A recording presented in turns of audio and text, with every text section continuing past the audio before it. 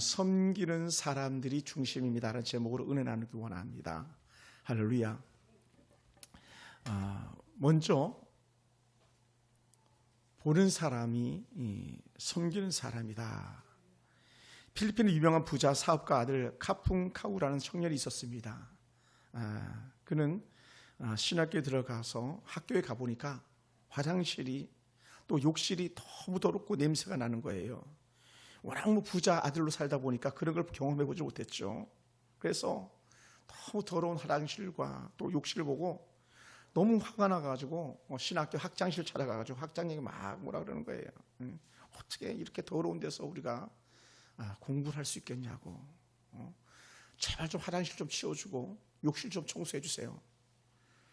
제발 좀 깨끗하게 해주세요. 그러니까 학장이 알겠다고, 내가 조치할 테니까 가보게 이렇게 했어요. 그리고는 조금 뒤에 이 카푼카우가 화장실 갔습니다. 그랬더니 다른 사람이 아니라 자기가 가서 막 뭐라 그랬던 그 학장이 거기서 화장실을 닦고 있는 거예요.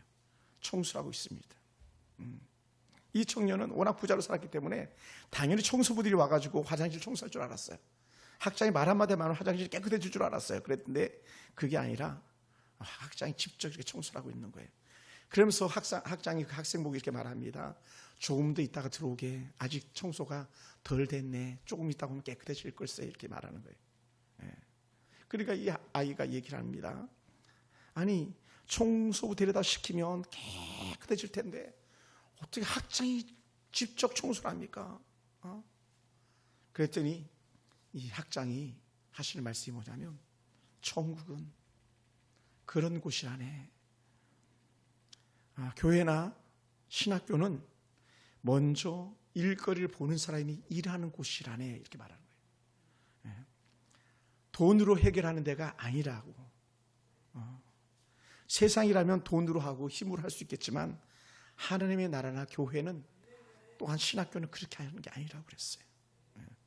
먼저 불결하다고 생각했던 사람이 보는 대로, 잘못됐다고 생각되는 사람이 보는 대로 다 깨끗하게 치우는 게 그렇게 교회고 신학교고 하나님 나라라고 이렇게 말하고 있는 거예요.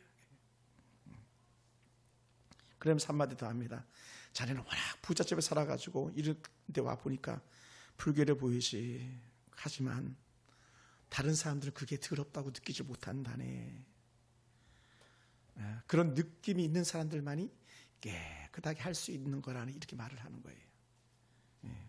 여러분 이해가 됩니까? 제가 주방에 들어갈 때마다, 우리 그 교회 주방 들어갈 때마다 너무 제가 죄송했어요. 여러분들한테, 주방 봉사하는 분들한테 너무 죄송했어요. 좀 어떤 교회들처럼 막 냉장고도 한 6, 7대 있고 싱크대 깨끗하고 막 자동 식기세척기 돌아가고 윙 돌아가고 물건도 탁탁탁 정리될 수 있는, 그냥 그 뭐라 말합니까, 그릇 놓는 그런 붙박이 장들도 많았으면 참 좋겠다 생각되는데, 그러지 못해가지고 늘 죄송하고 또 죄송한 마음들 뿐이었어요.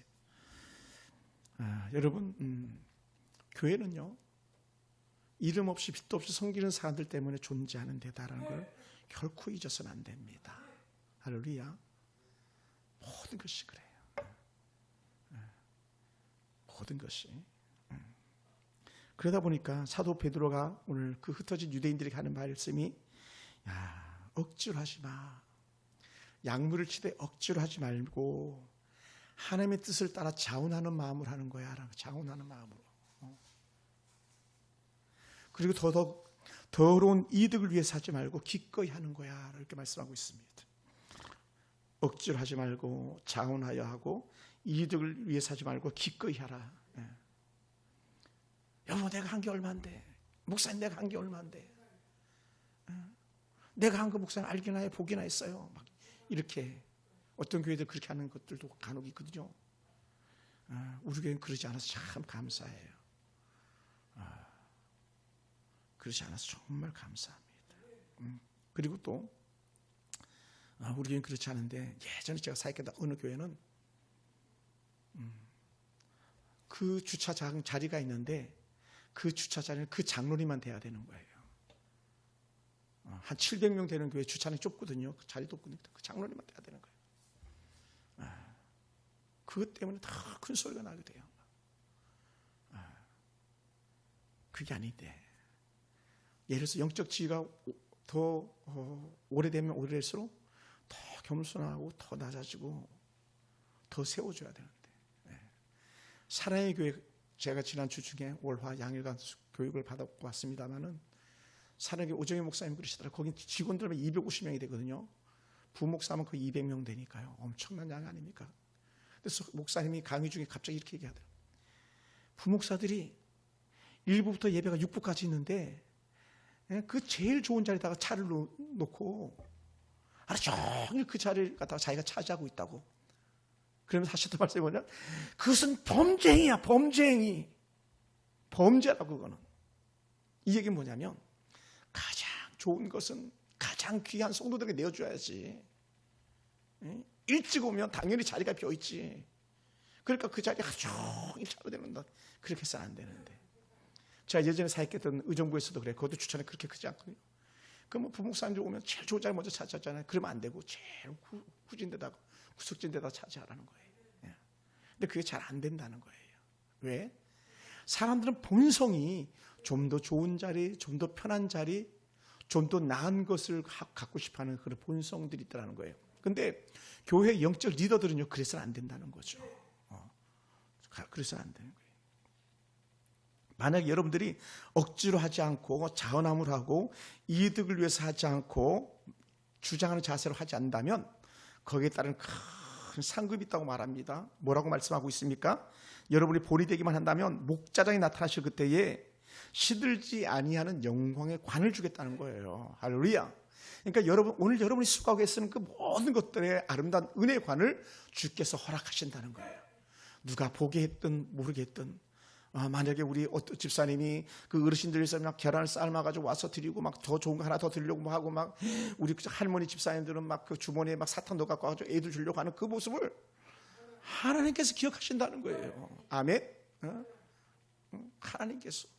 여러분, 작은 목자하는군요, 생명을 내놓는 거예요. 누가 자기 돈 써가면서 맨날 간식 싸오고, 때로 우리 교회는 지금 그렇지 않지만 집 내주고 막 이렇게 하는 사람들이 있는데, 하나님께서 그것을 기쁘게 여긴다는 거예요.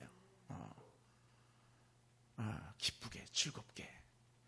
목사님, 내가 봉사한 게 얼마인데 내가 이번에 권사병대에서 빠졌다고요? 막 그래서 장로 안수사병대에 빠졌다고요? 말도 안 됩니다. 막 이렇게 막 따지는 게 아니라, 그냥 섬기는 사람들은요, 이름 없이 빚도 없이 섬기는 거예요. 뭐라고요? 종은요, 종은 아무런 권리가 없다고 그랬잖아요. 종은 주인이 가라면 가고 오라면 오는, 이건 백부장이 하는 말 아닙니까? 부하들이 그렇게 하는 거라고. 우리 하나님께 부르심을 받은 사람들이기 때문에 가라면 가고 오라면 오고 아무 권리도 주장하지 않는 그런 자세를 갖고 있다는 거예요. 할렐루야. 그래서 예전에 제가 섬겼던 우리 정부 최남수 목사님 섬겼던 교회에서는요, 장로들은 계시지만 이런 장로는 없어요. 수석 장로란 단어가 없었어요. 수석. 그 머리 숫자 써가지고 제일 높은 장로들도 되게 많거든요. 근데 그 중에 제일 높은 장로가 다 수석 장로라는데, 수석 장로라는 단어 자체가 없어요. 수석이 어디냐? 다 종이지. 다 종. 다른 교회 가면 부목사들도 많아요. 예전에 제가 섬겼던 교회도 한 20명 넘었으니까요. 그런데 부목사들도요, 수석 부목사 이렇게 막 붙여요. 수석 부목사. 부목사 중에 머리 다 으뜸이다 막 이렇게. 수석 부목사거든요. 다 같은 부목사지. 예를 들어서. 그거 참 잘하셨던 거예요. 오늘 주님께서 그렇게 말씀하시는 거죠. 오늘 저와 여러분이 살아가는 가운데 철저하게 섬기는 마음, 철저하게 자원하는 마음으로 하나님의 뜻을 따라 살 수 있는 그런 귀한 은혜가 있게 되길 원합니다. 할렐루야. 그러한 사람들이 갖고 있는 자세가 뭐냐면 본이 되는 자세라는 거예요. 본. 할렐루야. 본. 그래서 제가 한번 얘기했잖아요. 시흥에 있는 어느 교회 이름 본교회라고. 시흥 본교회. 본이 되는 교회, 본교회. 막 그 이름 때문에 막 되게 힘들다 하는 그런 고백도 들은 적 있잖아요. 본이 되는 교회는요, 정말 쉽지 않은 거거든요. 우리 교회 집사님들이 본이 된다는 건 놀라운 거예요. 놀라운 거. 우리 안집사님, 집사님이 우리 교회 남성들이 본이 되셔야 돼요. 눈 크게 뜨세요, 집사님. 고개 숙이면 안 됩니다. 눈에 막 나비가 앉을 만큼 눈동자 튀어나와 있어야 돼요. 왜? 본이 돼야 되니까. 우리 권사님, 그죠? 권사님 중에 다행이야. 우리 교회 이제 권사 남아있는 권사 다 날리고 그냥 두 분밖에 안 남았어. 우리 허 권사님, 김효수 권사님. 뭐 허길승 권사님은 우리가 그냥 협동권사를 세운 분이니까. 그러니까 우리 교회 성도들은 누굴 닮으면 돼 했을 때 막 다 입으려고 똑같이 얘기해야 돼요. 이렇게 딱 해야 돼. 누구? 황수 권사님 닮아야 돼. 김효수 권사님 닮아야 돼. 이렇게 해야 된다고. 할렐루야. 그게 본이 되는 거예요. 본이. 본. 그게 어려운 거예요. 말이 그렇죠. 본이 된다는 게요. 본이 된다는 건요. 그 죽음이거든요. 죽음. 죽음이에요. 죽음. 그래서 사람들이 많이 얘기해요. 예수를 뭐 보고 믿냐? 하나님 눈에 안 들어오는데 그때 사람들이 이렇게 말합니다. 집사님 때문에 예수 믿는 거야. 권사님 때문에 예수 믿는 거야. 목사님 때문에 예수 믿는 거야. 왜? 당신들 보니까 예수 믿는 게 다르거든. 이렇게. 여러분 국회의원들 중에서 예수 믿는 것처럼 보이는 국회의원 누가 있어요? 없잖아요. 김기현 씨도 장로님이고 국회의장도 장로님이고 다 막 장로님들인데 싸우는 거 보면은 뭐 냄새가 막 이재명 씨 성남 뭐 우리 교회 나간다 그러다 분당 우리 교회 나간다 그러다가 그 교회에서 우리 교회 성도 아닙니다 막 이렇게 나오고요. 얼마나 쪽팔립니까 완전히. 윤미향 씨 막 본이 안 되는 거예요. 그러니까 우리는 막 그러니까 예수 믿는 사람들은 전적인 본이 되는 모습을 보이는 그런 사람들 그런 교회가 돼야 되는 거거든요. 우리 삶이 그런 모습이 나타나죠. 그러다 보니까 어떻게 돼요? 섬기는요 전적인 자원함, 전적인 자원함. 그리고 어떤 마음이야? 즐거운 마음으로. 즐거운 마음. 애들이 막 그 힘들게 해도 남편이 힘들게 해도 즐거운 마음으로 섬기면요 그 가장 행복한 거 아니겠습니까? 여러분 교회에서도 우리 교회 작은 교회라 그런 게 없지만 옛날 제가 섬겼던 교회들은요 인기 영합주의 집사들도 있고 인기 영합주의 권사들도 있어요. 그리고는 장로 투표 이런 거 안수집사 투표 있어 막 인기 끌려고 막 그냥 그때만 반짝했다가 떨어지면요 교회 짜게 가지고 나가는 그런 사람들도 있거든요. 마침 다행히 제가 섬겼던 교회 그러지 않았습니다만은. 그래서 자기의 이익이나 자신의 인기를 위해서 하지 않는다는 거예요. 우리 교회 어느 정말 그 교회는 말하지 않겠습니다만은 그 교회는요 정말 얼마나 장로님들이 열심히 봉사를 잘하는지 몰라요. 자신의 모든 걸 내어줄 수 없도록 그렇게.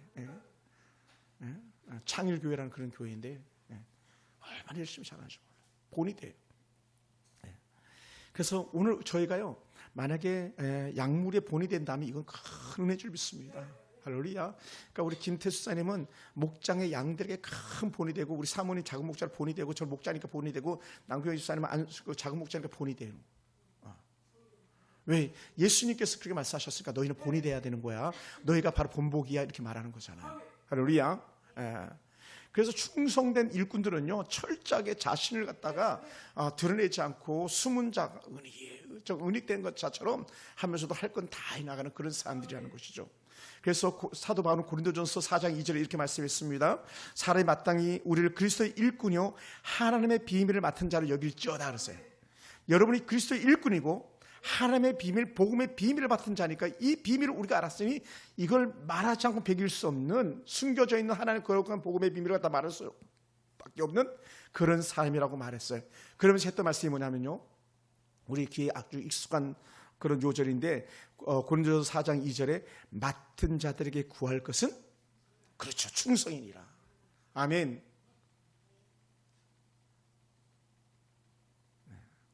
맡은 자들에게 구할 것은 충성이라는 거예요.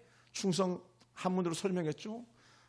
가운데 중자에다가 밑에 마음 심자, 마음의 중심이 같이 국가라면 국가에, 하나의 나라라면 하나의 나라에 중심이 서 있어서 흔들리지 않는 깊은 심지가 견고한 그런 사람인 줄 믿습니다. 그러다 보니까 어떻게 돼요? 그렇게 충성스러운 사람이 되려다 보니까 어떻게 돼요? 참고 또 참아내는 거예요. 아멘.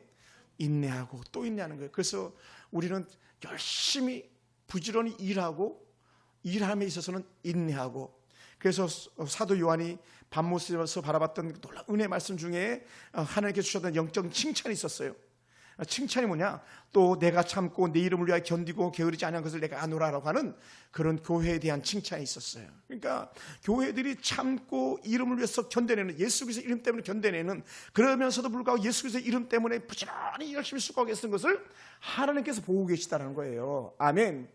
여러분 보고 계신 줄 믿으시기 바랍니다. 다 보고 계시다는 거예요. 그리고 우리는 거기에 자유로울 수가 없어요. 그러면 어떡합니까? 내가 이름 없이 또 섬기고 또 하나님 은혜 가운데 게으르지 않으려다 보니까 어떻게 돼? 어떤 정신이 필요하냐 했을 때에 저는 이런 마음이 필요하다고 여깁니다. 따라해 봅시다. 순교자 정신으로. 순교자 정신으로. 아멘. 우리 지난주에 우리 수요일 날 할머니 우리 집사님들 목장 예배 드릴 때 뭐라 그랬어요? 할머니들 예배 드리다 만약에 막 좀 졸려면 이렇게 있지 말고 눈 이렇게 뜨지 말고 이빨을 갖다가 꽉 깨물면서 손가락을 넣어가지고 손가락을 깨물라고 그랬잖아요. 막 그죠? 손가락 깨물라고 막. 그게 정신 차리고 근시 안에 깨어있기 위한 방법이라고 막 이렇게 얘기했잖아요. 그게 결국은 뭐냐면 순교자적 정신 가지고 아버지 앞에 예배 드리는 거예요. 할렐루야. 그런 거거든요. 우리는 전적으로 모든 것을 주께 내어 맡기는 그런 사람들이라는 것이죠. 그래서 우리는 모든 가운데 순교자 정신을 하려다 보니까 어떻게 돼요? 내 생각은 다 내려놓게 되는 거예요. 내 생각은. 그리고는 뭐예요? 맡은 자에게 구할 것은 충성이다. 그러니까 절대 순종을 안 하는 거예요. 절대 순종. 여러분, 노예들은요, 죽여도 말 못하는 사람들이에요. 그러니까 때리는 건요, 뭐 아무 일도 아닌 거죠. 노예들은요, 막 밥 먹는 거 옆에서 수건 들고 이렇게 있는 거잖아요. 막 기다리고 있는 거잖아요. 자기 분깃을 찾지 않아요. 주인의 말에 시종일관 나가는 거기 때문에. 그래서 그런 사람들이 가지고 있는 게 뭐냐면 자기 생명을 조금도 귀히 여기지 않는다는 거죠. 조금도. 그러니까 이거 내가 쓸 건데 막 이렇게 하지 않는다는 거예요. 왜? 모든 것이 다 누구 거라고? 주인 거라고. 아멘. 주인 거, 하나님 거라고. 그러니까 자기 시간, 자기 삶, 자기가 가지고 있는 모든 것들이 다 주의 것입니다 하면서 하나님의 말씀에 따라서 쓰임받는 그런 놀라운 은혜가 우리 가운데 있게 되길 주님으로 축원합니다. 할렐루야. 그래서 이 골로새서의 사도 바울이 이렇게 표현했습니다. 종들아 모든 일에 육신의 상전들에게 순종하되 사람을 기뻐하는 자와 같이 눈가림만 하지 말고 오직 주를 두려워하는 마음으로 성실한 마음으로 하라. 주를 두려워하여 성실한 마음으로 하라. 이게 우리가 해야 될 일이라는 거예요. 순종하되 전적으로. 여러분 우리 눈가림하기 쉽잖아요. 막 눈에 보이는 데서 막 우리 아버지가 했던 말 척을 짓지 말라. 뭐 하는 척 하지 말고 진심으로 하라. 막 늘 그렇게 교훈하셨었는데 그게 우리 아버님의 교훈만에 성경에서도 그렇게 말한 거예요. 너희가 전심으로 해라. 눈가림 아웅하지 마라. 옛날 우리 말 눈 가리고 아웅한다는 말 있잖아요. 볼 때만 잘하고 막 이렇게 하지 말라는 거예요. 막 선거 때만 잘하고 막 이렇게 하지 말라는 거잖아요. 국회의원들 어떻습니까? 선거 때만 막 잘하는 척 하잖아요. 그러고 나서는 막 얼마나 위세합니까? 교회 안에서도 마찬가지. 얼마나 위세합니까? 근데 우리 교회는 그런 사람 없어서 다행이지만 그런 예들이 있을 수 있다는 거죠. 절대로 그래서는 안 된다는 거예요. 할렐루야. 그러다 보니까 어떻게 돼? 은밀하게 남몰래 하는 거예요. 은밀하게 남몰래. 그 대표적인 것 중에 하나가 구제인데요. 구제도 은밀하게 남몰래 막 아무도 모르게 슬쩍. 이 은혜를 갖다 우리가 누릴 수 있게 되기 원합니다. 할렐루야. 그래서 우리가 은밀하게 남몰래 하지만 누구는 알아준다? 하나님께서는 알아준다는 거예요. 은밀한 중에 보시는 주께서 뭐라고 그랬습니까? 갚으시리라. 갚으시리라. 오늘 주께서 그렇게 말씀하셨어요. 그게 이제 우리가 잘 아는 마태복음 6장 산상수훈에서 나오는 말씀이에요. 마태복음 6장 2절부터 4절 제가 한번 읽어볼까요? 그러므로 구제할 때 외식하는 자가 사람에게 영광을 받으려고 회당과 거리에서 하는 것 같이 너희 앞에 나팔을 불지 말라. 진실로 너에게 이르노니 그들은 자기 상을 이미 받았느니라. 너는 구제할 때에 오른손이 하는 것을 왼손이 모르게 하여 내 구제함을 은밀하게 하라. 은밀한 중에 오시는 내 아버지께서 갚으시리라. 갚은다. 아마 모르게도 우리 집사님들 권사님들 섬기는 걸 주께서 다 보고 계시다. 보고 계신 것을 우리 믿기 때문에 우리는 수고하고 애쓰는 것에 대해서 생색내지 않는 거예요. 자랑거리를 삼지 않는 거예요. 할렐루야. 그리고 나만 했는데 왜 저 사람 안 하는가 이렇게 막 이렇게 차별하지 않는다는 거예요. 남이 하든지 말든지 종은요 자기에게 맡겨진 것을 꾸준히 밀고 갈 따름이에요. 밀고 갈 따름. 할렐루야. 하나님께서 그런 은혜를 저와 이런 가운데 주시기를 원합니다. 모두를 갚아주시는 하나님. 그런 사람들에게 상급이 있다고 말해요. 상급이 있다. 반드시 주께서 갚아주실 것이다. 오늘 우리에게 이러한 은혜가 되어가기 원합니다. 그러면서 주신 은혜가 뭐냐? 여러분 하나님께 주신 은혜 가운데서 종들을 대하는 자세가 달라요. 뭐라고 표현했냐면 히브리서 13장 17절에 보면은 너희를 인도하는 자들에게 순종하고 복종하라. 그들은 너희 영혼을 위하여 경성하여 자신들이 청산할 자인 것 같이 하느니라. 그들로 하여금 즐거움으로 이것을 하게 하고 근심으로 하게 하지 말라. 그렇지 않으면 너에게 유익이 없느니라. 뭐라고요? 하나님 앞에서 모든 자들 저 같은 목회자가 되었던 여러분이 되었던 절대로 인도하는 자들에게 순종하고 복종하라는 거예요. 순종하고 복종하라. 아멘. 그저께 어느 분이 우리 교회 잠깐 찾아오셨는데 이제 오다가 안 나오신 분인데 아이고 예배 시간 좀 맞춰서 우리 교회 온다 그러더라고요. 그래서 예배 시간 좀 맞춰서 오세요. 늦지 않게 오세요. 이렇게 했더니 화를 내더라고. 막 화를 내. 오기만 해도 고마운 줄 알아야지. 제가 막 황당했어요. 물론 그러실 수 있어요. 왜냐면 우리가 충분히 그럴 수도 있죠. 여러분, 교회는요 오기만 해도 고마운 데가 아니에요. 여러분 어떻게 오기만 해도 고마운 줄 알라고 이렇게 얘기할 수 있겠어요? 그렇지 않는 거거든요. 교회는요 마땅히 와야 될 곳이고 마땅히 섬겨야 될 곳이지. 아멘. 제가 그래서 얼마나 제가 민망했는지 몰라요. 그렇지 않아요, 여러분. 어떤 사람들 이렇게 하는 사람들도 있다 그러잖아요. 우리 교회는 그런 분은 안 계십니다만 교회를 쇼핑하는 사람들도 있다 그러잖아요. 이 교회 갔다가 저 교회 갔다가 이 목사님 마음 흔들었다 저 목사님 마음 흔들었다 이런 사람들도 있다잖아요. 우리 교회 다행히 그런 분들이 안 계셔서 너무 감사한데 그런 거 아니거든요. 왜냐하면 너희를 인도하는 자들에게 순종하고 복종해야 된다는데 거기서 순종이 나오겠습니까? 복종이 나오겠습니까? 그래서 뭐가 나오겠습니까? 또 이렇게 표현합니다.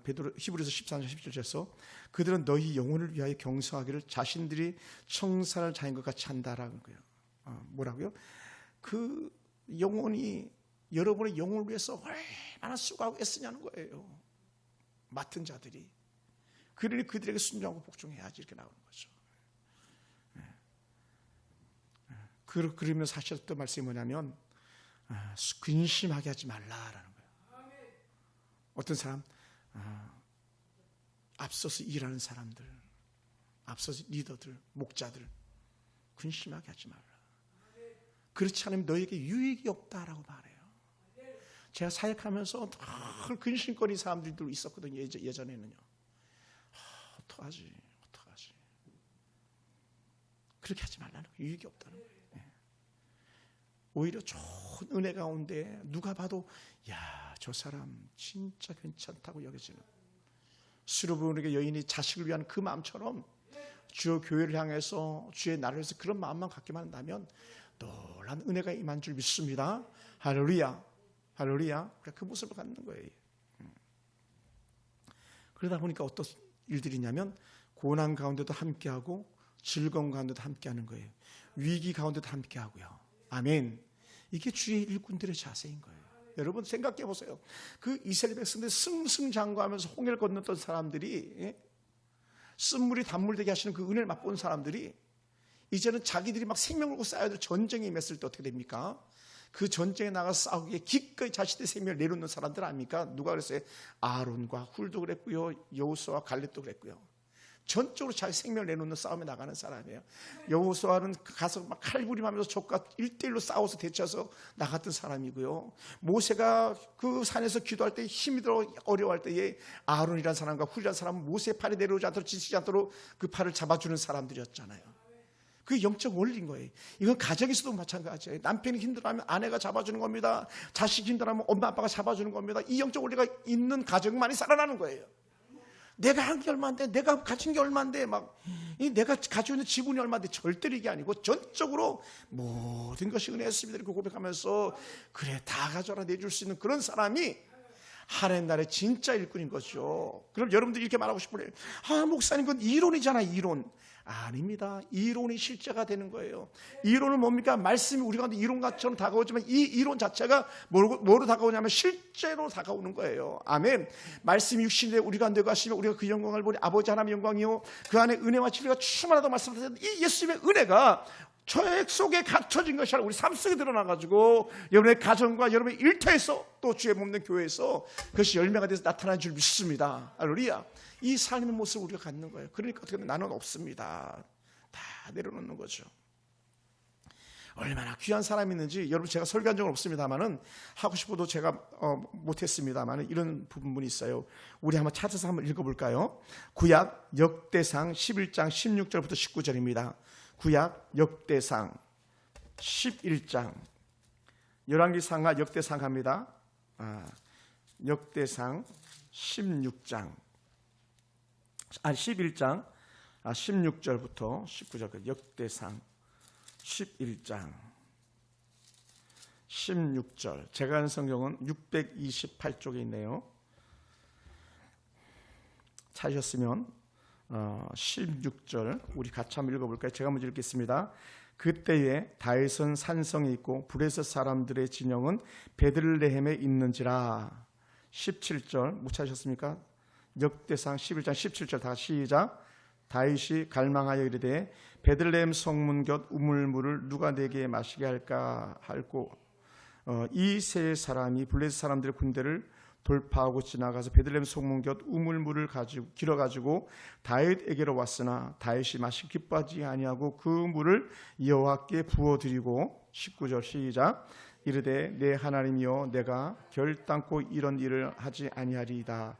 생명을 돌아보지 아니하고 갔던 이 사람들의 피를 어찌 마시리이까 하고 그들이 자기 생명도 돌보지 아니하고 이것을 가져왔으므로 그것을 마시기를 원하지 아니하니라. 새 용사가 이런 일을 행하였더라. 아멘.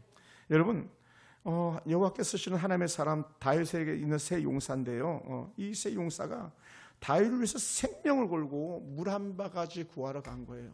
적진을 뚫고 베들레헴에 있는 샘의 우물을 다윗이 마시고 싶었던 거예요.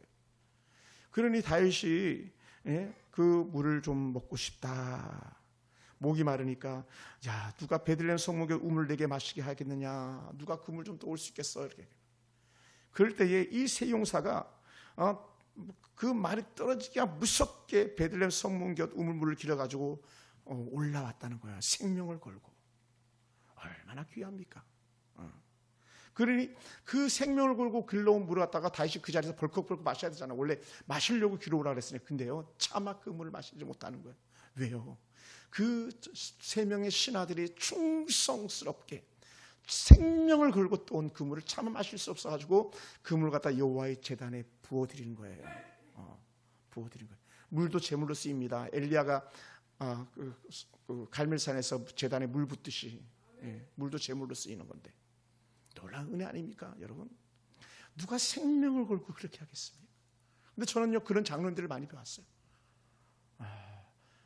의정부에 사역할 때도 의정부에 그 교회를 건축할 때 장로님이 자기 직장을 그만두고요 교회 건축하는데 그 감독관이 되셨어요. 그것도 2년 반을 갔다가 그 교회를 매일 출근해가지고 감독하는데 그 장로님이 감독을 했기 때문에 교회가 건축되는데 예산을 갖다 훨씬 줄일 수 있는 더 견고하게 더 잘 지을 수 있는 그런 은혜가 있었던 거예요. 누가 그렇게 하겠습니까?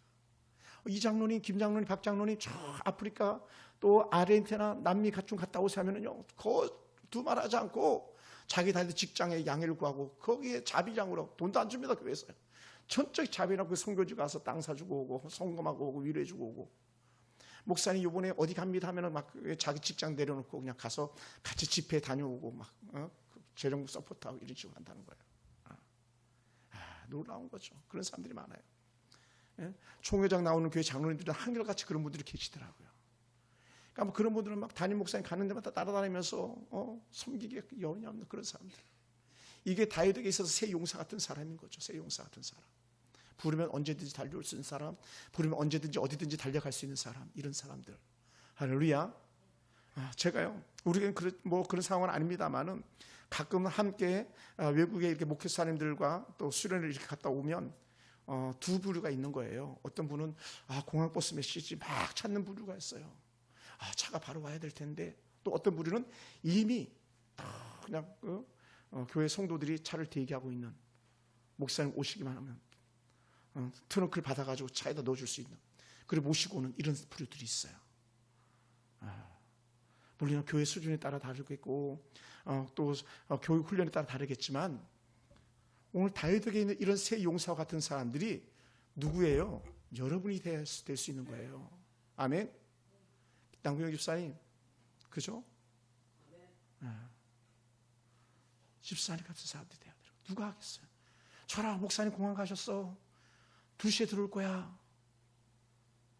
예를 들어서요. 우리 장마을 집사님 잘 배우세요. 잘 배우세요. 하나님께서 그걸 헛되이 돌리지 않는다는 거예요. 그러니 그 장로님, 그 직장 그만두고 2년 6개월 동안 교회 짓는데 헌신했던 장로님 아들들이요, 다 두 아들이 있는데 다 잘 됐습니다. 하나는 동아제약 가가지고 큰 지위를 가졌고요. 막 진급을 막 그 초급으로 해가지고 현이라는 아이인데, 또 둘째 원이라는 아이는 대진대학교 다니다가 중간에 편입하고 한국의 예술 대학을 편입해서 갔죠. 한예종을 갔죠. 그리고는 영화 배우가 되고, 하나님께 그렇게 쓰시는 거예요. 할렐루야. 달라요, 여러분. 여러분 그거 믿으세요? 하나님 살아계신 믿습니까? 달라요, 여러분. 저는 그것을 믿습니다. 누가 자기 생명을 돌아보지 않고 그렇게 갈 수 있겠습니까? 바로 그 사람들이에요. 그러니 다윗이 볼 때 이렇게 표현하잖아요. 생명을 돌아보지 아니하고 갔던 이 사람들의 피를 얻지 마시리까. 그들이 떠온 물은 물이 아니고 피라는 거예요. 여러분을 섬기는 그 아름다운 은혜의 흔적들, 그 아름다운 수고가 있으면요, 그것이 여러분 피인 줄 믿습니다. 그것이 아버지 앞에 귀하게 여김받는 줄 믿습니다. 할렐루야, 할렐루야. 정말 그런 거예요. 1993년도 8월로 리더스 다이제스트라는 책이 있었어요. 올간지인데 저도 청년 때 리더스 다이제스트 이 책을 많이 봤었는데, 거기에 제임스 피셔 2세라는 사람의 글이 실렸어요. 그게 뭐라고 써있냐면 더불어 사는 지혜라는 내용이었는데, 그는 심리학자였기 때문에 직장생활에서 어떻게 성공할 수 있는가에 대해서 관점에서 인간을 보고 있었대요. 친구를 얻고 싶거든 당신이 먼저 좋은 친구가 되라라는 거예요.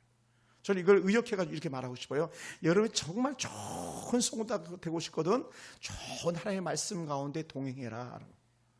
더 나아가서 여러분 좋은 성도로서 또 이 세상에 복된 삶을 살기 원한다면 가장 좋은 친구인 예수님을 닮아라라는 거예요. 예수님은 다 하셨잖아요. 예수님은요, 당신이 모든 걸 내어줬잖아요. 뭐까지 생명까지 내어주셨잖아요. 누구 때문에? 친구 때문에. 친구 때문에. 그 가나안 여인, 그 한 여인의 딸을 고쳐주려고 굳이 들어와시던 그 먼 북방으로 올라가셨던 예수님이잖아요. 그렇다 우리 이렇게 표현할 수 있어요. 아버지 하나님에 대한 예수님의 충성심, 아버지 하나님을 위해서 자신 내어준 십자가 은혜. 오늘 저의 여러분 삶 가운데 이런 모습이 있게 되기를 주님으로 축원합니다.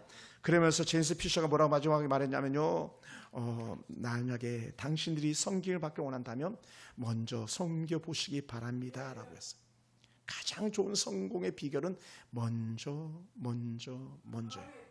뭐라고요? 먼저 섬겨라. 먼저 섬겨라. 교회는요, 섬기는 자들의 공동체인 거예요. 할렐루야. 이런 은혜를 우리가 함께 누릴 수 있기를 주님으로 축원합니다. 기도하겠습니다.